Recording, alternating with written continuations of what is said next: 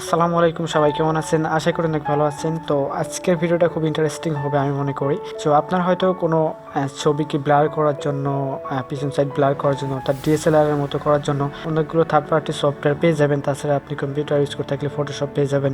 So আজকে আমরা একটা ওয়েবসাইটের মাধ্যমে দেখিয়ে দেবো একদম সহজে আপনার যে কোনো পিকচারকে ব্যাকগ্রাউন্ডটা রিমুভ করতে পারবেন, একদম অরিজিনাল ডিএসএলআর এর মতো পিকটা সেভ করতে পারবেন বা সেট আপ করতে পারবেন। তো তার জন্য আপনাকে যে কোনো মোবাইল ফোনে একটা ব্রাউজার লাগবে, অথবা আপনি কম্পিউটারে ইউজ করতে পারেন। আপনি ব্রাউজারে টাইপ করবেন remove.bg।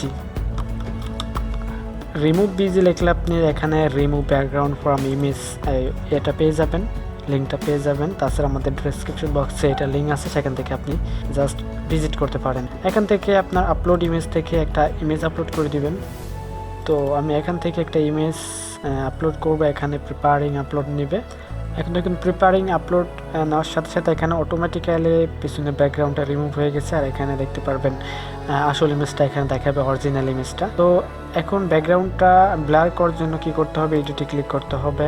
দেন এখানে আপনি অনেকগুলো ব্যাকগ্রাউন্ড পেয়ে যাবেন। তাছাড়া আপনার আগের যে ব্যাকগ্রাউন্ডটা আছে সেখান থেকেও আপনি এটাকে ব্লার করতে পারবেন। তাছাড়া নিচের দিকে আপনি দেখতে পারবেন সিলেক্ট ফটো। এখান থেকেও আপনার ফটোটাকে সিলেক্ট করে বা আপনার ডেস্কটপে যদি কোনো পিকচার থাকে সেখান থেকে আপনি পিকচারটা ইনপুট করতে পারবেন। সো আমি ডেস্কটপ থেকে একটা পিকচার ইনপুট করব।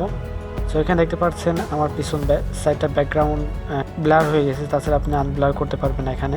এছাড়া আপনি পিছন থেকে সলিড কালার ইউজ করতে পারবেন। এখানে কালারে ক্লিক করলে এখানে অনেকগুলো সলিড কালার পেয়ে যাবেন। এক এক রকম কালার এখানে আপনি দিতে পারবেন।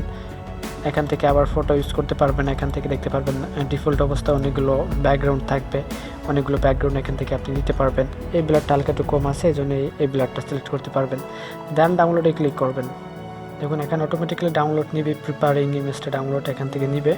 দেন ডাউনলোড ইমেজ ক্লিক করবেন। এখন দেখুন এখান থেকে আমার পিকচারটা ডাউনলোড অলরেডি হয়ে গেছে। সো এইভাবে আপনার যে কোনো পিকচার থেকে ব্লার করতে পারবেন ব্যাকগ্রাউন্ডটা। আশা করি ভিডিওটা ভালো লাগছে। যদি ভিডিওটা ভালো লাগে অবশ্যই লাইক করবেন, কমেন্ট করবেন, শেয়ার করবেন।